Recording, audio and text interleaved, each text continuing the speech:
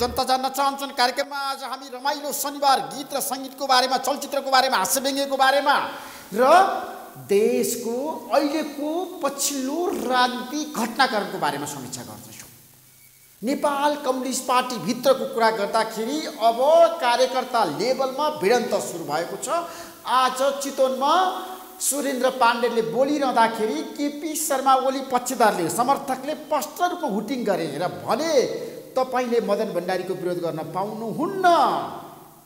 सुरेन्द्र पाण्डेले मदन भण्डारीको सबै गतिविधि रोक्नुपर्छ भनेर भनिरहँदाखेरि त्यहाँ कार्यकर्ताहरू आक्रोशित भए र उग्र रूप लियो र सुरेन्द्र पाण्डेले कार्यक्रम छोडेर बाहिरिनुपर्ने अवस्था सिर्जना भयो नेपाल कम्युनिस्ट पार्टीको नेता पूर्व अर्थमन्त्रीले। त्यसपछि बहस सुरु भएको छ नेपाल कम्युनिस्ट पार्टीभित्र। अब यो भिडन्त कहाँसम्म पुग्ला त? दुवै पक्ष तम तयार भएर वारपारको लडाइँमा जुटेको हो त। अब वक्तव्यहरू आएको छ, माधवकुमार नेपालले कडा से कडा कारबाही गर्नुपर्छ दोषीलाई भनेर भन्नुभएको छ। प्रधानमन्त्री केपी शर्मा ओलीले कारबाही गर्नु होला त? अब के होला नेपाल कम्युनिस्ट पार्टीभित्र? यो भिडन्त कहाँसम्म पुग्ला? कुन कुन जिल्लामा जाला, कुन कुन प्रदेशमा जाला, कुन कुन गाउँपालिकामा जाला, कुन कुन नगरपालिकामा जाला, सबैको ध्यान केन्द्रित भएको छ। र झलनाथ खनाल लगायत शीर्ष नेताहरूले आपत्ति प्रकट गर्नुभएको छ र भन्नुभएको छ तत्काल यस्तो गतिविधि प्रधानमन्त्री पक्षधरहरूले बन्द गर्नुपर्छ। त्यसैले आजको कार्यक्रममा हामी यसबारेमा विशेष रूपमा चर्चा गर्छौँ। केही समयपछि नेपाल कम्युनिस्ट पार्टीको कुरा गर्दाखेरि पछिल्लो समय नेताहरूको बीचमा आरोप प्रत्यारोप छ, द्वन्द्व छ, विवाद छ। करिब 9 महिना भइसक्यो यो पार्टीभित्रको आन्तरिक द्वन्द्व व्यवस्थापन नभएको। बीचमा केही समय स्थायी समितिले एउटा निर्णय गर्यो, कार्यदल बन्यो, कार्यदलको प्रतिबद्धता कार्यान्वयन भएन। त्यसपछि सुरु भएको विवाद उग्र रूपमा गइरहेछ।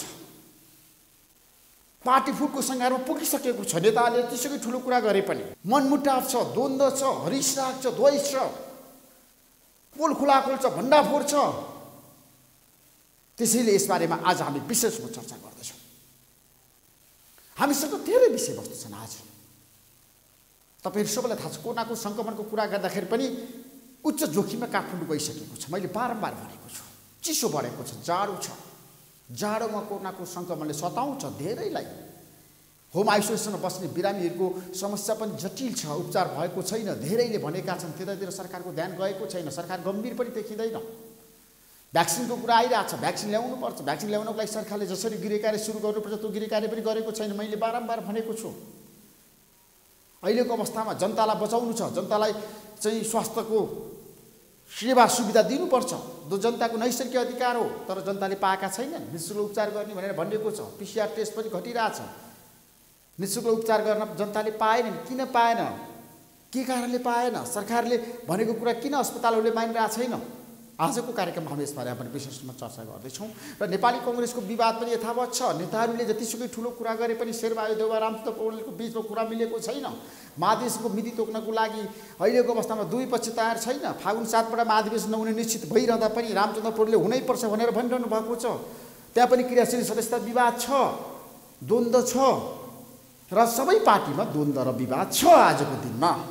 तर पनि देशमा अहिले ठुलो सङ्कट छ। आर्थिक रूपमा पनि राजनीतिक रूपमा पनि सङ्कट गइरिँदो छ। यो बेलामा कसले कहाँबाट के गर्नुपर्छ? आजको कार्यक्रममा हामी केही समयपछि आउनेछौँ। प्रतीक्षा गर्नुहोस्। जनता जान्न चाहन्छन् कार्यक्रम हेर्दै गर्नुहोस्।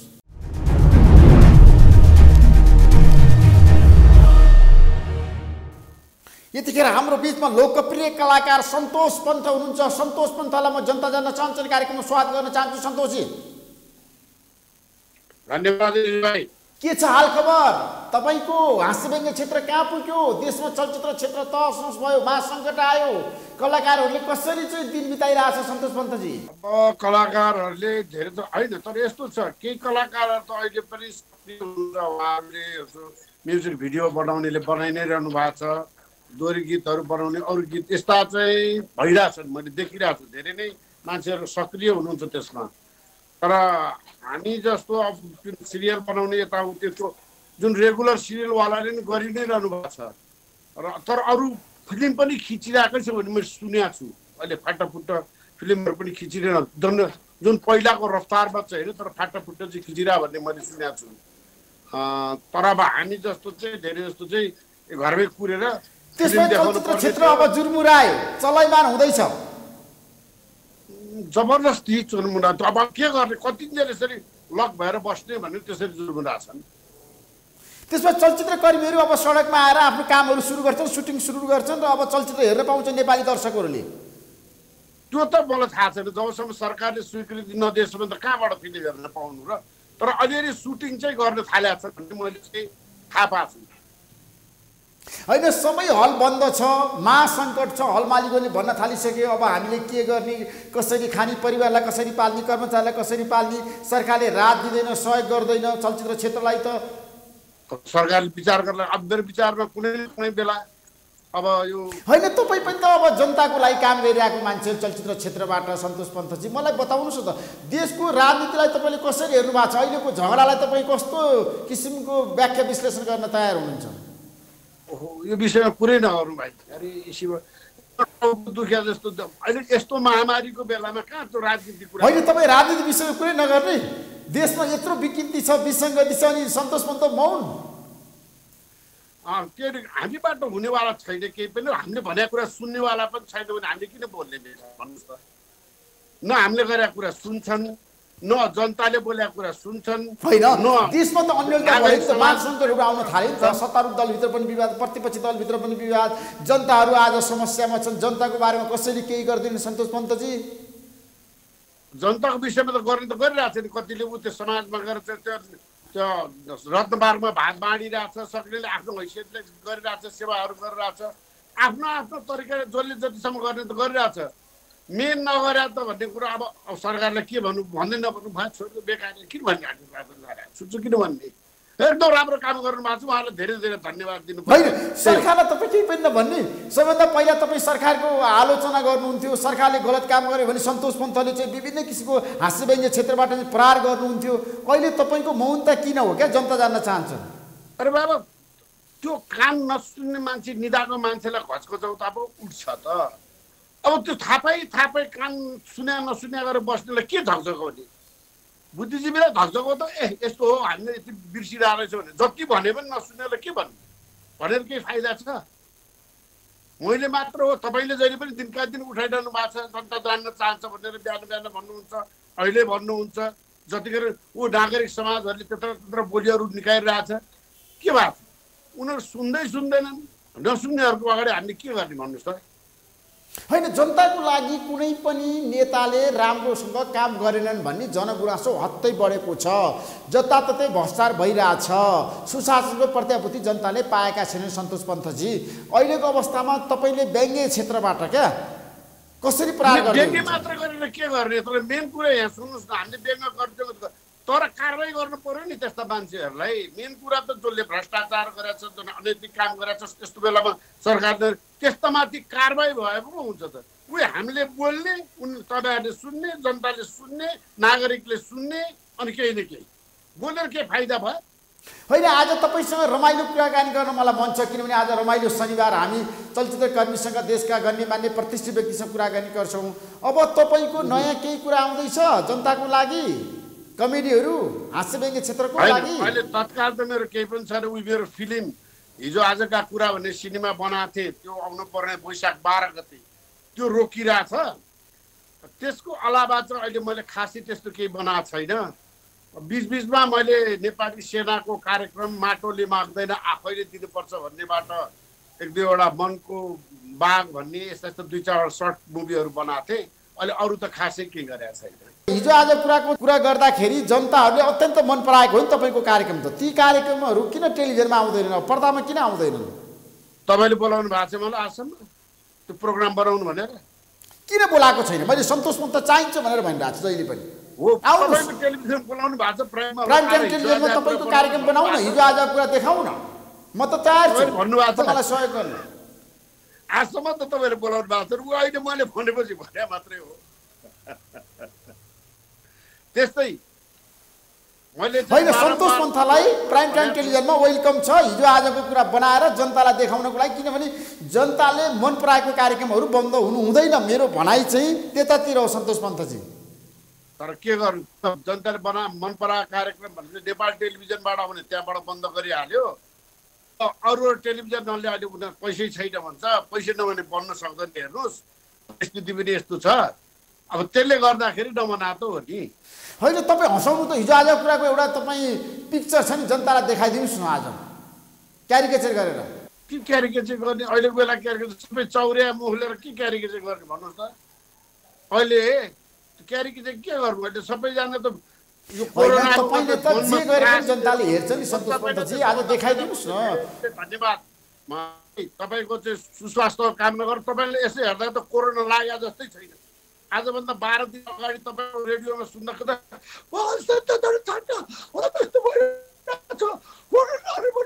भनेर भन्नुभएको थियो। अहिले त फेरि बात गर्दै जस्तो गर्न थालिसक्नु छ। हजुर, ल तपाईँलाई धेरै धेरै बधाई। तपाईँबाट पनि जनताले चाहिँ एउटा कुरा थाहा पाउनु, जुन दर्शक महानुभावहरूले चाहिँ र श्रोताहरूले के थाहा पाउनु पर्यो, मनोबल भन्ने कुरा कस्तो रहेछ भन्ने कुरा बुझ्नु पर्यो। तपाईँले आफूलाई कोरोना लाग्दाखेरि आफ्नो कार्यक्रम रोक्नु भएन, तपाईँले आफू बोल्नै नसक्दाखेरि आफ्नो कार्यक्रम सञ्चालन गर्नुभयो। तपाईँको मनोबलले गर्दाखेरि आज झगडा भइसक्नुभयो। यही कुरा शिक्षा चाहिँ तपाईँले दिनुपर्छ। हुन त यो सरकारले गर्नुपर्ने कुरा हो यस्ता यस्ता। यहाँ अरूले त हाउगुजी देखाइरहेछ, त्रास देखाइरहेछ, घरबाट निक्लिने ऊ नहिँड्ने, यति भित्रै बस्नु, लकडाउन लकडाउन। यसको अल्टरनेटिभ के त भन्ने कुरा नि देखाउनु पर्यो कि। यसबाट कतिन्जेल हामी घरमै लकडाउन भएर बस्थ्यौँ। त्यसले गर्दाखेरि तपाईँले लकडाउन भएर घरमा बस्ने धेरै छन् सन्तोष पन्तजी। यतिखेर भोकमरीको अवस्था पनि छ, खान नपाएर धेरै मान्छे कराइरहेका छन्, उपचार नपाएर बिचलिए परेका छन्। धेरै छ, धेरै छ। जस्तै मान्छेलाई अब त्यो देखाइरहेछ, तैपनि सरकारले होइन तपाईँहरूले यसरी खुवाउनु भयो, हामीले फलाने ठाउँमा यिनीहरूलाई खानाको व्यवस्था गरिरहेको छ भनेर भन्नै सकेको छैन। यो के हो यो? होइन सरकारले गर्नु पऱ्यो नि सन्तोषजी। तपाईँले हेर्नु भएको छ नि त, अब दसैँ तिहारमा चाहिँ मान्छेहरू घरमा आउँछन्, तर हामी कहाँ भाडा जानको लागि लड्को लागेको छ। हेर्नुहोस् त कस्तो त लाज मर्ने कुरा होइन त। कस्तो समस्या छ हेर्नु त। हेर्न सके त्यतातिर कुनै पनि नेताको ध्यान जाँदैन, कुनै पनि पोलिटिकल पार्टीले चाहिँ बहस गर्दैनन्। आज जनतालाई समस्या पर्यो, कोरोना रोकथाम नियन्त्रण कसरी गर्ने भनेर कुनै पोलिटिकल पार्टीको केन्द्रीय एजेन्डा बन्दैन। खालि झगडा, कुर्सी, भागबन्डा, मलाई चाहियो, फलानुलाई चाहियो। अब मारामार, काटाकाट, आक्रमण कार्यकर्ता लेभलमा नेपाल कम्युनिस्ट पार्टीभित्र आज चितवनमा अब पाण्डेमाथि आइसकेको। अब आक्रमण भयो। आगामी चुनावमा उहाँहरूले कस्तो नेतालाई चुन्नु भयो छ, अब कसलाई चुन्नु पर्छ भने अब दिन आयो। अब चाहिँ यो नै राइट मौका हो कि उनले थाहा पाउने। अहिले चिन्ने बेला आयो नि त। उनलाई सङ्कट पर्दाखेरि त के गर्नु, उसको विषयमा त कसैले बोल्दैन रहेछ। त्यत्रो भुइँचालो आउँदाखेरि नि केही गरेन, अहिलेको अवस्थामा नि केही गरेन। अनि यस्तालाई चुनेर पठाउनेलाई के भन्ने हामी? होइन, जनताहरूले नेताहरूलाई निर्वाचित गरेर पठाइसकेपछि जनताप्रति उत्तरदायित्व कसैले निर्वाह गरेनन् क्या। आफ्नो अधिकारको कुरा जनताले गरे, अधिकार प्राप्त गरे, तर अधिकारलाई नेताहरूले दुरुपयोग गरेका छन् क्या। जनताको लागि कसैले पनि केही गरेका छैन। मैले पनि त्यही भन्न खोजेँ। अब पनि जनताले अब लोकतन्त्र अभिशाप भएको त हाम्रो देशमा लोकतान्त्रिक व्यवस्था कमजोर भएको त सन्तोष पन्तजी। कोरोना छ, बाहिर निस्किन मिल्दैन होइन। अब घरमै बसेर कराउने सुन्दैन, मर्का बुझ्दैन। अब एउटा कुरो तपाईँलाई म सोध्छु कि अब हाम्रो चाहिने कुरामा हामी बोल्न पनि सक्दैनौँ कि। एउटा मानिलिउँ न, हामीलाई अहिले जोर बिजोर गाडी नचला भनेर भनिरहेको छ होइन। अब महिना 6 महिना 8औँ महिना भइसक्यो, ट्याक्स लिँदा त पुरा लिन्छ नि त। अनि त्यो पनि आदि त लिनु पऱ्यो नि। अब हामी जनताले नि भन्न सक्दैन म किन दिने। मैले आधा दिन मेरो गाडी त 6 महिना त मैले चलाएकै छैन, 6 महिना पैसा मैले किन तिर्ने भन्न सक्दैनौँ हामी। त्यस्तो बेलामा आवाज उठाउँदैनौँ। ल यसको निम्ति ल सबैले जनताले आवाज उठाएर ल यातायात व्यवस्थापनमा हामी तिर्दैनौँ पैसा, तिमीले लकडाउन गर्यौ हामीले चलाएनौँ भनेपछि भन्न सक्नु पऱ्यो नि। चाहिने कुरामा आवाज उठाउँदैन नि त। फेरि यहाँ नागरिक समाजहरूले त्यस्तो बेलामा त बोल्नु पऱ्यो नि। मैले अस्ति नै पनि एउटा इन्टरभ्यूमा भनेको थिएँ, बालकृष्ण नेपालीहरू जस्तोले ल न यस्तो विषयमा मुद्दा हालिदिनु हो कि पनि भनेको थिएँ। तपाईँले पनि भन्नु पऱ्यो यो कुरो कस्तो होला भन्नुहोस्। जायज हामीले 6 महिना हाम्रो जोर बिजोर होइन, मैले भनिरहेको छु जस्तो जोर बिजोरको कुरा गर्दाखेरि तपाईँलाई थाहा छ अब जनता समस्यामा छन्। सरकारको कुरा जनताले मानेका छन्, जनता घरमै बसे लकडाउनको बेलामा, तर कर तिरिरहेछन्। अब के गर्ने देश? अब के गर्ने? तपाईँ व्यवस्था परिवर्तनको पक्षमा हो। सिस्टमले काम गरेन, हाम्रो देशमा लोकतान्त्रिक व्यवस्था कमजोर भएको।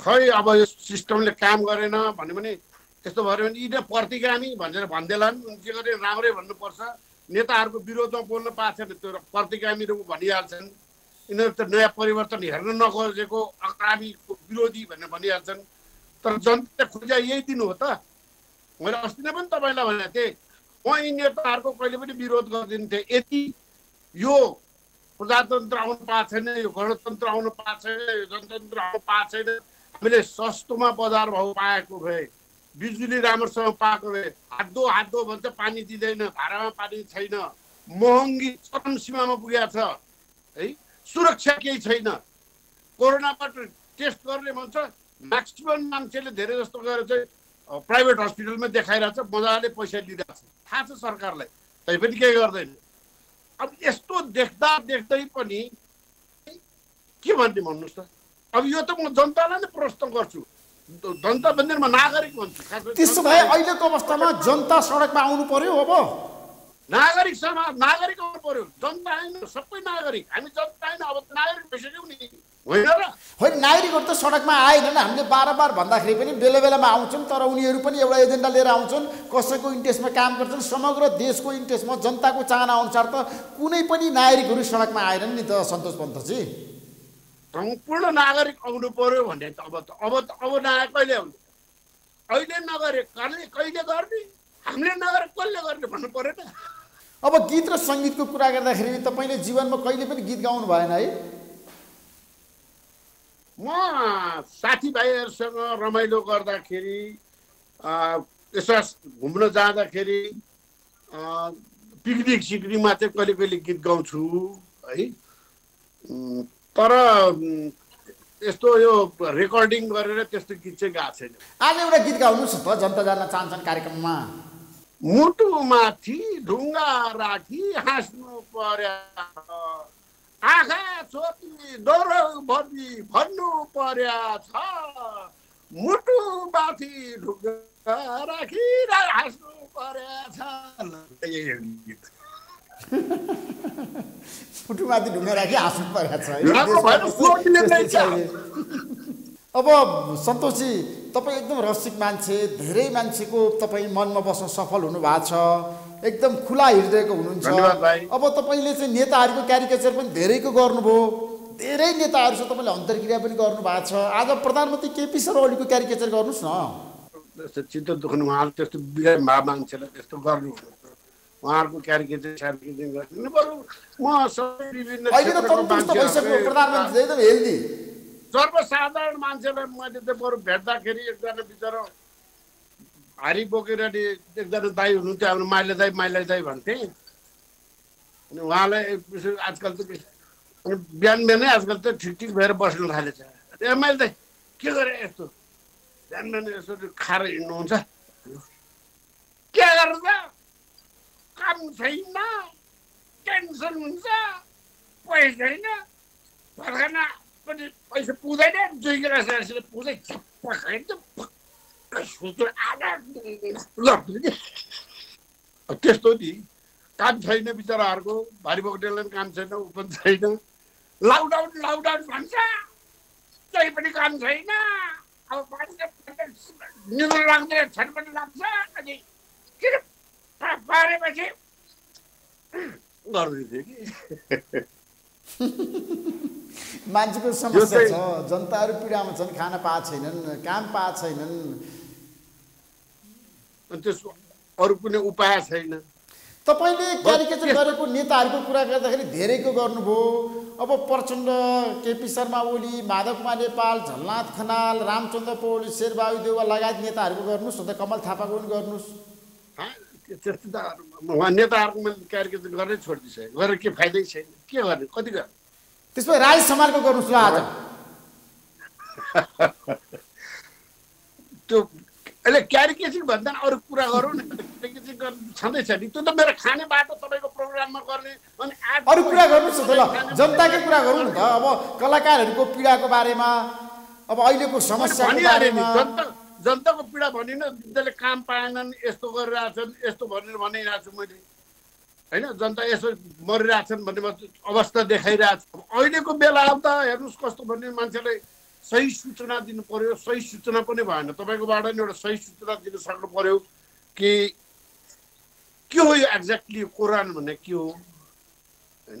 यसमा हामीले त सबभन्दा पहिला एउटा एकताका त कस्तो त्रास बनाइदियो भने यिनीहरूले त्यो टोलमा चाहिँ मान्छेलाई कोरोना लागेको छ भने त्यो टोलै बन्द यताउति गरे, तर त्यो गर्नुपर्ने रहेछ नि त। यसमा त खालि यो कोरोना लागेको मान्छेलाई चाहिँ परिवारले पनि राम्रो साथ दिनुपर्छ, आइसोलेसनमा राख्ने, उसलाई चाहिँ सेपरेट ठाउँमा राख्ने, ऊ क्रियापुत्री बस्या जस्तो अलग्गै राख्ने, नछुने, उसको नजिक नजाने, मास्क लगाउने, खाना राम्रोसँग खाने, प्रपरली खाने, उसलाई टेक केयर गर्ने, त्यो रहेछ नि त खास। पहिला पहिला त हेर्नुहोस् त मेसेज के दिएको, अहिलेसम्म पनि राम्रोसँग सरकारले यस्तो किसिमको मेसेज दिन सकेको छैन के। तपाईँ भन्नुहोस् न, तपाईँले कसरी सक्षम हुनु त? तपाईँ आफ्नो अनुभव बताइदिनुहोस् न, के तपाईँ कति दिन गाह्रो हो, के गर्नुपर्ने रहेछ, एकदम इम्पोर्टेन्ट छ तपाईँले चाहिँ जनतालाई भन्नलाई, दर्शक र तपाईँको श्रोतालाई बताउनलाई। कि तपाईँ अहिले फेरि यसरी हट्टाकट्टा तन्दुरुस्त भएर यत्रो फुर्त्याउनुको कारण के हो 12 दिनमै? होइन, कोरोना भनेको तपाईँलाई थाहा छ कसरी चाहिँ यसलाई फेस गर्ने र कोरोनाको कारणले कस्तो समस्या आउँछ, कोरोना सङ्क्रमण भएका मान्छेहरूको चाहिँ जीवन छ नि, र यसको पीडा र दुःखको कुरा त त्यो सङ्क्रमितलाई मात्रै थाहा हुन्छ क्या। यति गाह्रो हुने यो रोग भनेको तपाईँलाई थाहा छ। मैले सुरुको दिनदेखि फेस गरेँ, मैले त काम पनि गरेँ सन्तोष पन्तजी, 24 घन्टा मैले काम गरेँ, घरमा पनि तपाईँलाई थाहा छ होम क्वारेन्टाइनमा बसेर पनि मैले बिहान पनि कार्यक्रम चलाएँ, बेलुका टेलिभिजनमा पनि चलाएँ, रिपोर्टर्स क्लबमा पनि मैले साथीहरूलाई भनिराखेँ, टेलिभिजनमा रेडियोमा सबै प्रत्येक दिनमा साथीहरूसँग अन्तर्क्रिया हुन्थ्यो क्या। तर पनि समस्या भनेको चाहिँ यो एकदम गाह्रो रोग है, यो कोरोना भनेको चाहिँ एकदम हल्का फुल्का लिने रोग चाहिँ होइन। तर त्यस्तो गाह्रो हो त त्यत्रो कार्यक्रम कसरी चलाउन सक्नुभयो भने मान्छे बोल्नै नसक्ने, हिँड्नै नसक्ने, चल्नै नसक्ने, थचक्कै पर्ने भन्छ। तपाईँलाई एक्स्ट्रा के भिटामिन खानिदिएको थियो कसैले? त्यो बुर्जो सुर्जो खाएर भएको थियो कि अरू के खानु भएको थियो त्यस्तो? मैले त कुनै भिटामिन खाइनँ, खालि तातो पानी खाएँ सन्तोष पन्तजी, बिहानदेखि बेलुकासम्म तातो पानी खाएको खाएँ। अनि भिटामिन सी खानु भएन तपाईँले? त्यो सुन्तलाको रस, कागतीको रस, सिट्रसहरू, यो भोगटेको यताउति खानु भएन? भोगटेको खाइनँ मैले, अमला खाएँ। गुड। अनि तपाईँले अन्डा खानु भएन? अन्डा, कुखुरा फुल, अन्डा पनि खाएँ हो। त्यस्तै कुरो तपाईँले खाएर के खाएर तन्दुरुस्त भन्नुभयो त्यो कुरो भनिदिनुहोस् त दर्शकलाई र श्रोतालाई। मैले यो खाएँ, यो गरेँ, त्यसो म अहिले बोल्न सकेँ भने भनिदिनुहोस् न। म भन्छु सन्तोष पन्तजी, अब म तपाईँले भने जस्तो गरी आफ्नो अनुभवहरू जनतालाई म भन्छु। कोरोना के हो, यसको सङ्क्रमणको अवस्थामा के हुनुपर्छ, घरमा बस्दा कसरी बस्ने, उसको आत्मबल कसरी दह्रो बनाउने, कसरी काम गर्ने। तपाईँबाट फेरि म आशा गर्नेछु अरू मान्छेलाई हामीले जानकारी दिउँ, जुन कि सरकारले नदिएको कुरा तपाईँ र हामीले बसेर यो कार्यक्रम मार्फतबाट उहाँलाई नडराउनुहोस्, नआत्तिनुहोस्। यो एकदम यो हो, यसको यो महामारी हो, तर यसबाट बच्ने उपाय यो छ। हामी आत्तिनु हुन्न, हामी एकदम जति टेरर भने चाहिँ त्यति गर्नुहुन्न, तर यसबाट बच्ने उपाय यो छ है। तपाईँ यसरी आइसोलेसन घरको परिवारले एकदम साथ दिनुहोस्। कतिको त मात्रै लोन सकिन पुरुक्क एकदम डराएर एक्लै अर्कासँग चाहिँ उफ्रेर हिँडे पनि देखाएको छु के। यस्तो बेलामा त जनस्वास्थ्यले माया गर्नुपर्ने, अरू परिवार घर परिवारले हेर्नुपर्ने बेलामा त छिटछिट दूर दूर गरेर बाहिर राखिदिने, घरभित्रै नहुने, त्यस्ता पनि कुराहरू मैले सुनेको छु। तर यस्तो बेलामा त परिवारको साथ अति चाहिन्छ, समाजको साथ चाहिन्छ, साथीभाइको साथ चाहिन्छ होइन। प्रपरली डाइट खानुपर्छ, तातो पानी खानुपर्छ, राम्रोसँग चाहिँ सुरक्षित भएर बस्नुपर्छ भन्ने कुरा चाहिँ मेसेज चाहिँ हामीले दिनु अति नै आवश्यक छ जस्तो लाग्छ। थ्याङ्क यू सो मच सन्तोष पन्तजी, समय दिनुभयो जनता जान्न चाहन्छु कार्यक्रमलाई। तपाईँलाई म धेरै धेरै धन्यवाद दिन चाहन्छु। Thank you so much. तपाईँलाई पनि धेरै धेरै धन्यवाद। तपाईँको सुस्वास्थ्य यस्तो फुर्ती देख्दाखेरि मलाई पनि एकदम जोस आएको छ। तपाईँको यो फुर्तीले गर्दाखेरि, तपाईँको हौसलाले गर्दाखेरि अरू सङ्क्रमित मान्छेहरू पनि अब डराउँदैनन् जस्तो लाग्छ। धेरै धेरै धन्यवाद भाइ, thank you. Thank you so much. म केही शब्द सामान्य विश्रामपछि पुनः आउनेछु। प्रतीक्षा गर्नुहोस्, कार्यक्रम हेर्दै गर्नुहोस्।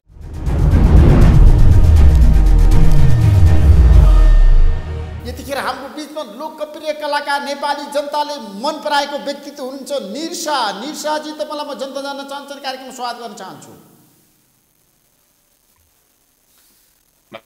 हजुर, धन्यवाद ऋषिजी, धन्यवाद। निरसाजी, हजुर के छ देशको हालखबर, चलचित्रको हालखबर के छ, कता जाँदैछ मुलुक, कसरी हेरिरहनु भएको छ?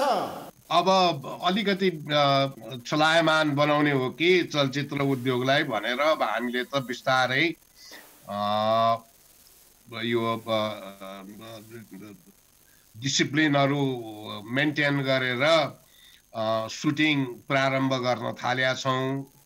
म आज पनि दिनभरि सुटिङै गरेर आएको हो। अरू साथीहरूले पनि बिस्तारै अगाडि बढाउँदैछन्। थोरै युनिट लिएर र चाहिँ यो हाइजेनिक डिसिप्लिनहरूलाई चाहिँ एकदमै फलो गरेर र हाम्रो रिक्वेस्ट छ गभर्मेन्टलाई कि हलहरू पनि बिस्तारै खुलाउन थालौँ, नभएदेखि त एकदमै भयावह हुन लागिसक्यो चलचित्र उद्योगको स्थिति पनि। होइन, चलचित्र क्षेत्रको कुरा गर्दाखेरि महासङ्कटमा छ। तपाईँले भन्नुभयो आज पनि म सुटिङबाट आएको छु, तर कलाकारहरू किन डराइरहेछन्? किन चलचित्रमा अभिनय गर्न, सुटिङ गर्न, चलचित्र निर्माण गर्नको लागि तयार भएन? चलाइमान किन भएन यो क्षेत्र भन्नुहोस् त? ठप्प भयो नि। अब त्यो सबै कुरा ठप्प भएको थियो नि, चलचित्र क्षेत्र मात्रै होइन। समाजमा चाहिँ यस किसिमका महामारीहरूले जब चाहिँ हाम्रो समाज आक्रान्त हुन्छ त खालि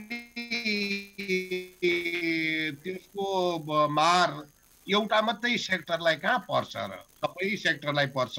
यी सबै सेक्टरहरू मध्येको एउटा सेक्टर चलचित्र उद्योग पनि हो भनेपछि निश्चित रूपले चाहिँ त्यसको असर बिहोर्नु पर्ने नै हुन्छ। तर कति लामो समयसम्म बिहोर्ने र त्यो चाहिँ असरहरूलाई अब कसरी मेट्ने भन्नेतर्फ चाहिँ हाम्रो होमवर्क तीव्र रूपले सुरु हुनुपर्छ। भए पनि छ, केही अझ गर्न बाँकी पनि छ।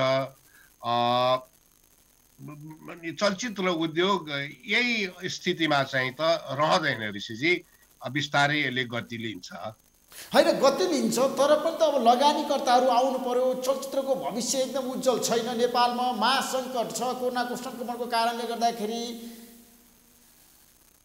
अब बिस्तारै आउँछन् नि। 2030 सालतिर, 2035 साल, 36 सालतिर, 2040 सालतिर पनि चाहिँ सिनेमा बनाउने चाहिँ निर्माताहरू कहाँ त्यति सजिलै आएका थिए र? विभिन्न किसिमका नीतिहरू बनाएर त्यो नीतिहरूले एक प्रकारको आकर्षण जागृत गरेपछि अनि सिनेमा बनाउने मान्छेहरू बिस्तारै चाहिँ आउन थाले त हो नि। मानि त्यो मनोरञ्जन करको 33% फिर्ता दिने भन्ने नीति ल्याउने बित्तिकै तब निर्माताहरूको त ओहिरो लागिहाल्यो। अब त्यो मनोरञ्जन कर फिर्ता गर्ने भन्ने नीति बढ्दै बढ्दै बढ्दै गएर चाहिँ यो पछिल्लो समयमा आइपुग्दा त 66-68% पुगेको थियो। हलवालाले पाउने त 80% नागिसकेको थियो। भनेपछि सिनेमा त प्रशस्त मात्रामा चाहिँ बन्न थालिसकेको थियो नि। भनेपछि सिनेमा बन्ने नबन्ने भनेको नीतिमाथि निर्भर गर्ने कुरा हो। त अहिले पनि खालि थिएट्रिकल रिलिजेसहरू मात्रै, सिनेमा हलमा मात्र सिनेमा रिलिज गरेर अब मेरो सिनेमाको लगानी उठाउँछु भन्ने चाहिँ ट्रेडिसनल सोचाइबाट एकछिन अलिकति चाहिँ पर सरेर हटके भन्छ नि, अलिकति पृथक किसिमबाट हामीले सोचाइलाई अगाडि सार्नु परेको छ। र थिएट्रिकल हलमा हुने रिलिजहरूबाट हुने आम्दानी त्यो आफ्नो ठाउँमा छँदैछ। त्यो पहिलाको जस्तो निश्चित रूपमा हुँदैन भन्ने कुरा सबैलाई थाहा छ। तर अब अल्टरनेटिभ प्लेटफर्म्सहरू पनि चाहिँ हामीले सिर्जना गर्न सक्नुपर्छ। त्यो अल्टरनेटिभ प्लेटफर्म्स भनेको ओटिटी प्लेटफर्म्सहरू नै हुन्, डिजिटल प्लेटफर्म्सहरू नै हुन्। त यसरी यो दुईटैको संयोजन चाहिँ बिस्तारै मिल्दै गएपछि मेरो विचारमा केही समय लाग्ला, समय त लागिहाल्छ, तर त्यति धेरै निराश भएर बस्नुपर्ने परिस्थिति चाहिँ हुँदैन होला। अब अहिले तत्काल त चाहिँ यो सिनेमा उद्योगलाई बचाउनु पर्छ, यसलाई अगाडि बढाउनु पर्छ भनेर यस्तो जताततै निराशा छाएको बेलामा कसले चाहिँ अब इन्भेस्ट गर्छ? अहिले त गर्दैन नि। त्यो इन्भेस्ट गर्ने वातावरण सिर्जना गर्न सक्नु पर्यो पहिला। हामीले त्यो गर्नतर्फ हामी लागेका छौँ। है निरसाजी, अब लगानीकर्तालाई उत्साहित गर्नुपर्छ, सरकारले पनि सहयोग गर्नुपर्छ, चलचित्र क्षेत्रलाई बचाउनुपर्छ। तपाईँ त नेपाली चलचित्रमा एकदम जमेको र नारी छामेको एउटा सफल व्यक्ति पनि हो। तपाईँले चलचित्र पनि बनाउनु भयो, गीत र सङ्गीतमा तपाईँको रुचि छ, तपाईँले धेरै गीत लेख्नुभयो होइन? तपाईँले लेखेका गीतहरू जनताले मन पराए। निरसाजी गर्नुभयो भने सजिलो पर्ला ऋषिजी कि चाहिँ मेरो जीवनको असाध्यै ठुलो हिस्सा सिनेमा चलचित्र सिनेमा उद्योगसँग, चलचित्र उद्योगसँग जोडिएर बसेको छ। त्यस कारणले यसको हमेसा हितै मात्र चिताउने थोरै मान्छेहरू मध्ये एउटा मान्छे म पनि होला, अथवा धेरै मान्छे हुनुहुन्छ भने धेरै मान्छे मध्ये एउटा मान्छे म पनि होला। त्यस्ता साथीहरू अरू पनि हुनुहुन्छ। तर अब हामीले चाहिँ जुर्मुराएर नै यसलाई फेरि उठाउने तर्फ नीतिगत सुधार ल्याउनका लागि, नीतिगत चाहिँ एउटा प्लाटफर्म क्रिएट गर्नको लागि सम्बन्धित सरकारी गैर सरकारी निकायहरूसँग समन्वय गरेर अगाडि बढेका छौँ। हामी चुबो लागेर बसेका चाहिँ छैनौँ। चलचित्र विकास बोर्डले पनि यथेष्ट मात्रामा प्रयत्न गरिरहेको छ। अब सूचना तथा सञ्चार मन्त्रालयसँग कोअर्डिनेट गर्ने काम उसैले गरि नै रहेको छ। अब विभिन्न सङ्घ संस्थाहरू छन्, चलचित्र सङ्घ, निर्माता सङ्घ, कलाकार सङ्घ, प्राविधिक सङ्घ, अब थुप्रा सङ्घ संस्थाहरू छन्।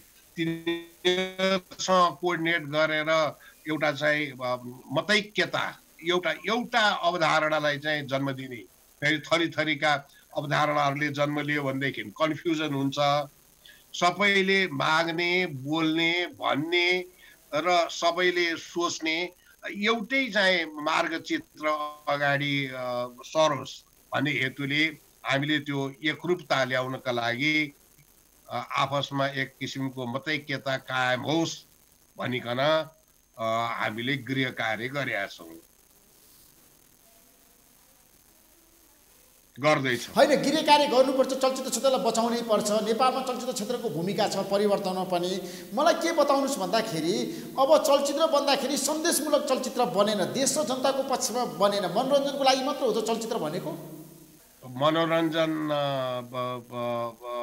को पक्ष पनि ती थुप्रै पक्षहरू मध्येको एउटा पक्ष मात्रै हो। तर मनोरञ्जनै मात्र चाहिँ सरपक्ष हो सिनेमाको भनेर सिनेमालाई हेर्नु चाहिँ सिनेमाप्रति नै अन्याय गरेको ठहरिन्छ। भनेपछि सिनेमाको परिभाषालाई नै बुझ्नुहोस् न। Cinema is an art with highest amount of commercial potentiality भनेर चाहिँ यसलाई डिफाइन गरिएको छ हैन। अब बुझ्दाखेरि highest amount of commercial potentiality भनेर चाहिँ बुझ्ने, तर सुरुमै सिनेमा इज एन आर्ट भनेको चाहिँ नबुझ्ने गर्दाखेरि त आदि मात्रै बुझेको ठहरियो नि त त्यो। त्यसकारणले यो एउटा कला हो भनेर पनि बुझ्नै पर्यो। तर त्यस्तो कला हो जसको बजार चाहिँ प्रचुर सम्भावना छ विश्वभरि। त्यसकारणले यो चाहिँ इन्डस्ट्रियल प्रोडक्ट हुन सक्छ, कमर्सियल प्रोडक्ट हुन सक्छ भनेर मानिसहरूले तर्क गरेका हुन्। त भनेपछि यसको सेकेन्ड हाफलाई चाहिँ बुझ्ने, पहिलो हाफलाई चाहिँ नबुझ्दा समस्या खडा भयो। अथवा पहिलो हाफ र सेकेन्ड हाफको परिभाषाको, पहिलो हाफ र सेकेन्ड हाफको बीचमा तादम्यता कायम राख्न नसक्दा, सन्तुलन कायम राख्न नसक्दा अप्ठ्यारो परेको होला भन्ने जस्तो मलाई लाग्छ। तर तपाईले बिल्कुल ठीक प्रश्न गर्नुभयो कि यो मनोरञ्जन मात्रै हो त? हुँदै होइन। जीवन खाली मनोरञ्जन मात्रै हो भनेदेखि सिनेमा पनि मनोरञ्जन मात्रै हो। जीवन मनोरञ्जन मात्रै हो निश्चित पनि होइन। जीवनसँग गाँसिएका थुप्रै अरू चाहिँ तर पछिल्लो पुस्ता निरसाजी मनोरञ्जनमा बढी रमाएका छन्, जमेका छन्। देशप्रति जनताप्रति उनीहरूको उत्तरदायित्व र जिम्मेवारी त देखेन नि त। हरेक तर तपाईँको कुरा गर्दाखेरि देशमा आज सङ्कट छ, समस्या छ, दलहरू विभाजित छन्, झगडा गरिरहेछन्, तर जनताको खोइ त त्यतातिर ध्यान।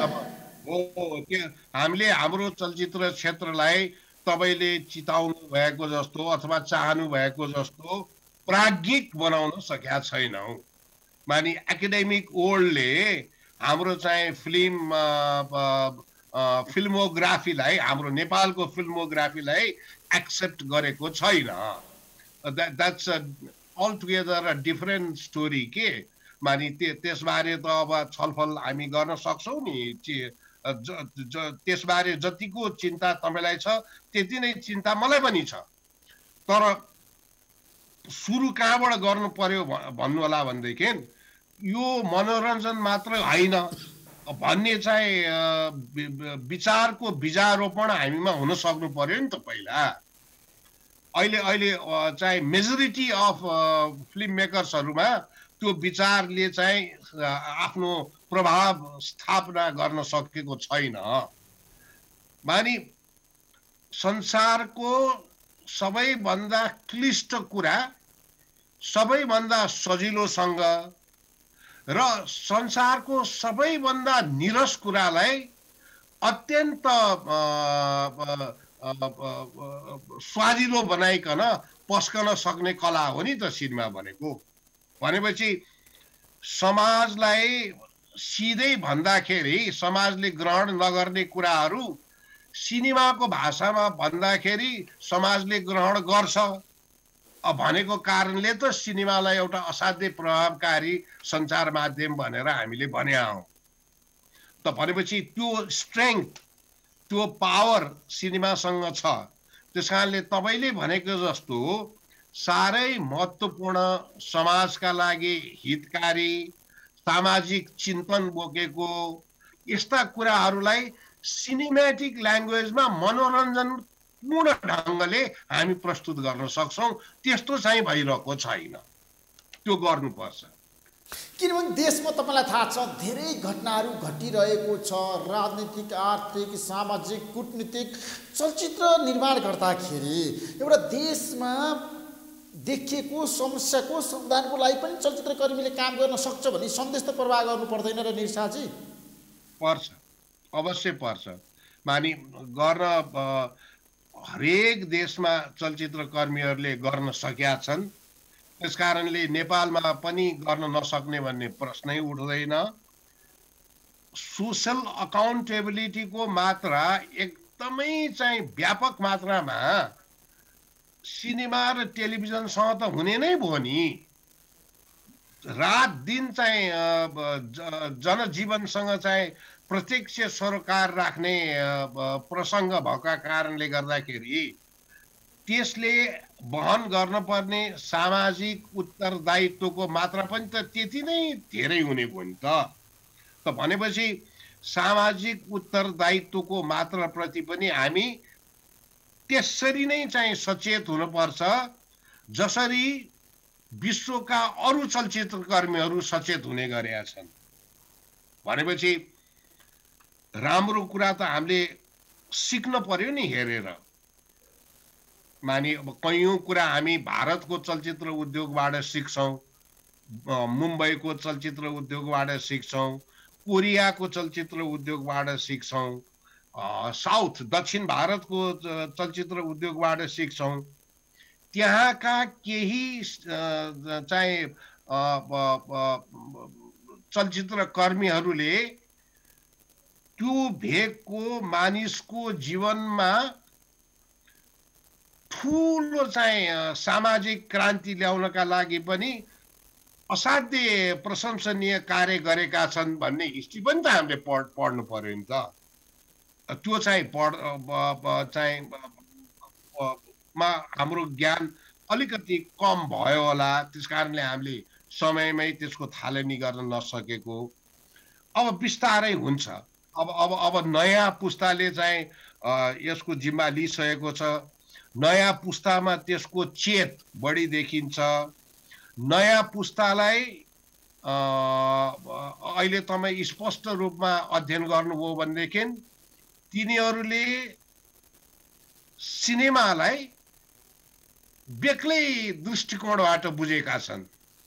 त्यो बुझाइमै फरक आइसक्यो। उनीहरूले बिस्तारै बिस्तारै पूर्ववत सोचाइबाट आफूलाई टाढा टाढा नै लगिरहेका छन्। त्यसकारण जब यस किसिमका सकारात्मक परिवर्तनहरू बिस्तारै भए पनि देखा पर्न थाल्छन् तब हामी चाहिँ आशावादी हुन सक्छौँ। त्यसै कारणले म चाहिँ आशावादी भएको हुँ। अब यो नयाँ पुस्ताले अब आउने पुस्ताले चाहिँ टेक ओभर गरेपछि हाम्रो चलचित्र उद्योगमा निश्चित मात्रामा परिवर्तनहरू चाहिँ सकारात्मक परिवर्तनहरू चाहिँ देखा पर्नेछ। त्यसमा कुनै चाहिँ सन्देह नै छैन। हामी गर्दैछौँ। अब यो धेरैवटा चाहिँ कुराहरू भए हाम्रो चलचित्र उद्योगमा। ती भएका धेरै कुराहरू मध्ये एउटा असाध्यै राम्रो कुरो जो भयो र जसले आधारभूत रूपमै केही चाहिँ सकारात्मक परिवर्तनहरू ल्याउन सकेको छ त्यो भनेको यो चाहिँ कलेज फिल्म पढाउने कलेजको स्थापना नै हो।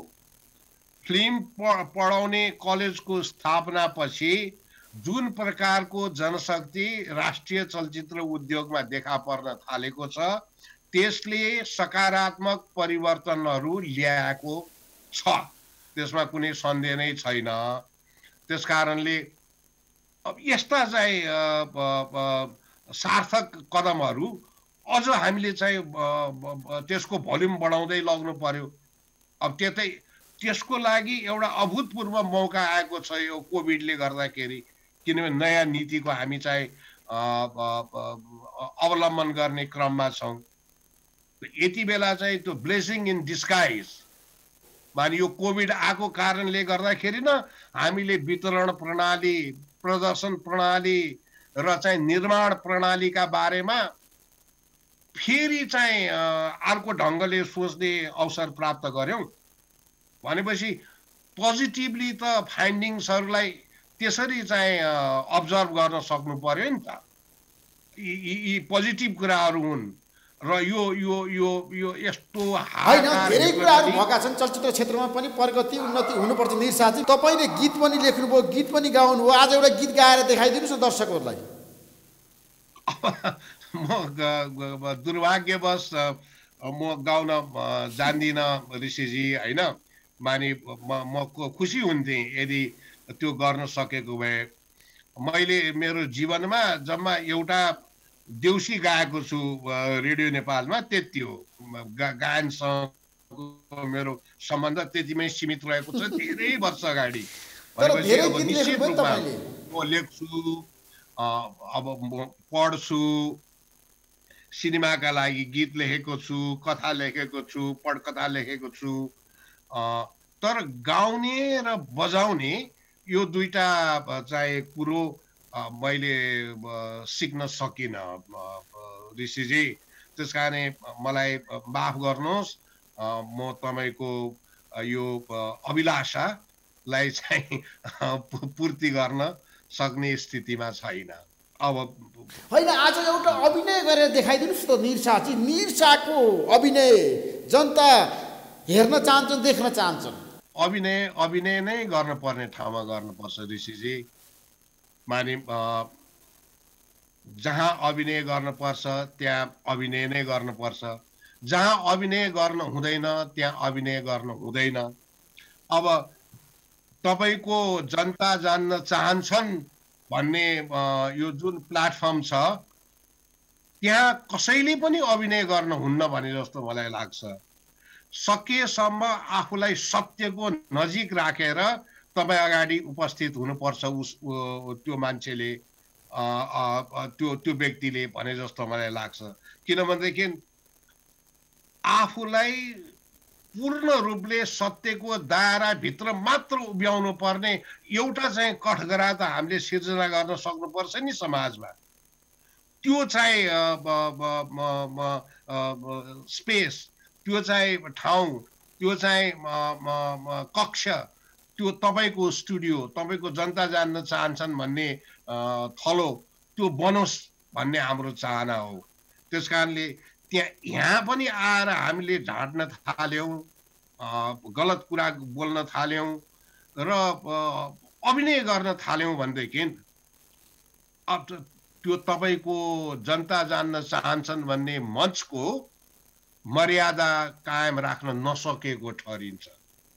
त्यस कारणले अभिनय गर्नु त मेरो पेसै भयो।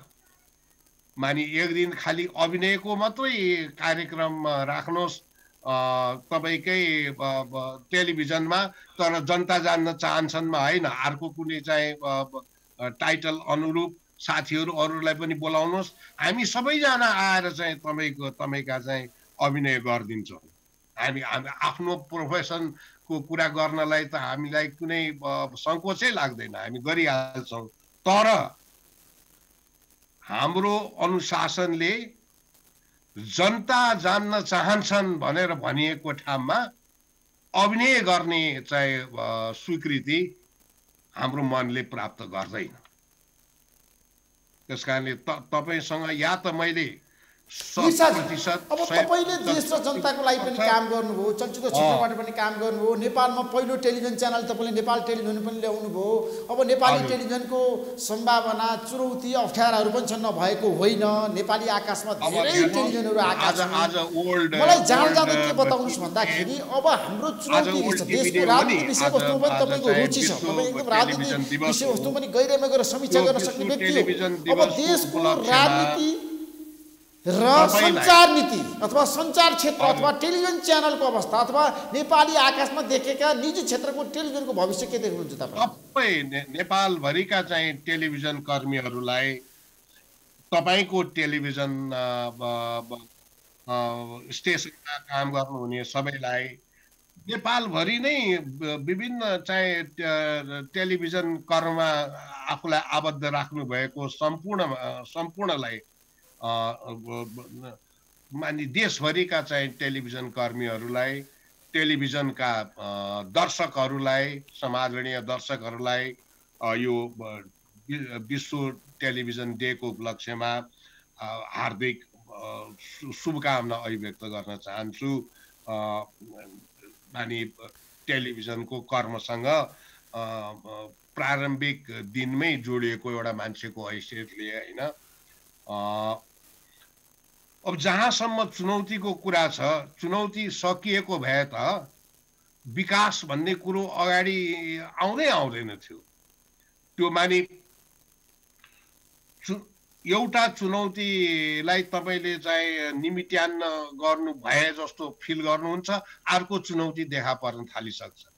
भनेपछि चुनौतीहरू देखा पर्न थाल्नु र त्यसलाई चाहिँ समाधान गर्नका लागि निरन्तर काम गरिराख्नु, यो दुईटा चाहिँ कुरा त प्यारलली चाहिँ जहिले पनि अगाडि बढेर जाने नै भयो होइन।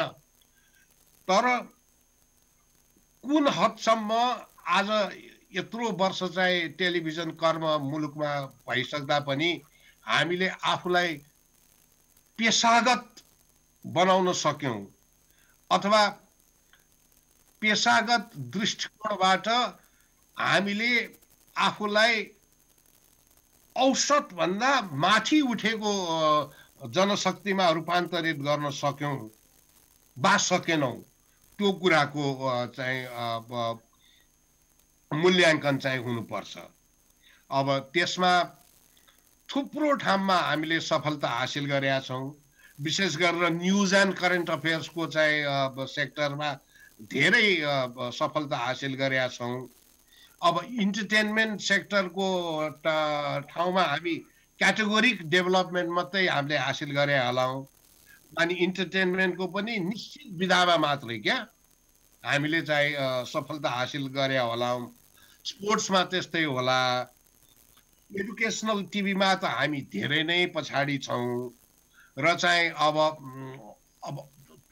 कति चाहिँ पाटो छ, कति पाटो छ नि टेलिभिजनको, त ती सम्पूर्णता हामीले हासिल गरिसक्यौँ भनेर चाहिँ भन्यौँ भनेदेखि त्यो हाम्रो असाध्यै ठुलो भुल हुन्छ। त कहीँ यसमा क्रियाशील टेलिभिजन कर्मीहरूको कारणले गर्दाखेरि, कहीँ त्यसका नीति निर्माताहरूको कारणले गर्दाखेरि, कहीँ त्यसको स्वामित्व ग्रहण गरेर बस्नुभएका त्यसका चाहिँ कर्पोरेट बडीभित्र पर्नुहुने व्यक्तित्वहरूको कारणले गर्दाखेरि कहीँ न कहीँ कुनै न कुनै रूपबाट समाजले अपेक्षा गरे मुताबिक उहाँहरूले डेलिभरी गर्न नसक्नु भएको कारणले गर्दाखेरि कहीँ न कहीँ हामी अलिकति पछाडि चाहिँ परेका छौँ। र अर्को कुरा, यो जतिवटा वर्गका बारेमा पनि मैले तपाईलाई बताएँ अघि, यी सबैको बीचमा चाहिँ पारस्परिक एउटा अन्डरस्ट्यान्डिङ जुन लेभलमा मेन्टेन हुनुपर्ने हो त्यो लेभलमा मेन्टेन हुन सकेको छैन। भनेपछि त्यो लेभल अफ अन्डरस्ट्यान्डिङ तल हुनु भनेको हो, लेभल अफ मिसअन्डरस्ट्यान्डिङ माथि हुनु भनेको हो। माने I have only 50% understanding with him भनेर कसैले भन्यो भने I have only 50% misunderstanding with him भनेर भने पनि त हो नि। त्यस कारणले त्यो ट्रस्ट र पारस्परिक चाहिँ एकअर्काको टेवाका रूपमा चाहिँ उठ्ने संस्कारमा चाहिँ हामीले कहीँ न कहीँ केही न केही गुमाएका छौँ। प्रविधिको फाँटमा विशेष गरेर सरकारी क्षेत्रबाट डिजिटल युगमा प्रवेश गर्न, सैटेलाइट युगमा प्रवेश गर्न ढिलो भएको हो र चाहिँ साह्रै धेरै चाहिँ राजनैतिक किचलो भयो र साह्रै धेरै चाहिँ गन्जागोलको परिस्थिति रह्यो। त्यसले गर्दाखेरि केही समय उनीहरू पछाडि परे, तर उनीहरू पछाडि पर्दाखेरि हाम्रो टेलिभिजन कर्म नै पछाडि पर्यो। त्यस मानेमा हामीलाई घाटा हुन गयो। अन्यथा जसरी विस्तारित हुनुपर्ने हो त्यसरी विस्तारित भएको छ, जसरी विकसित हुनुपर्ने हो त्यसरी विकसित चाहिँ भएको छैन। भनेपछि आजको टेलिभिजन वर्ल्ड नेपालको। थ्याङ्क यू सो मच निशाजी, तपाईसँग विशेष कुराकानी गर्ने मैले मौका पाएँ, म धेरै खुसी छु। हजुर, thank you Rishi ji, thank you.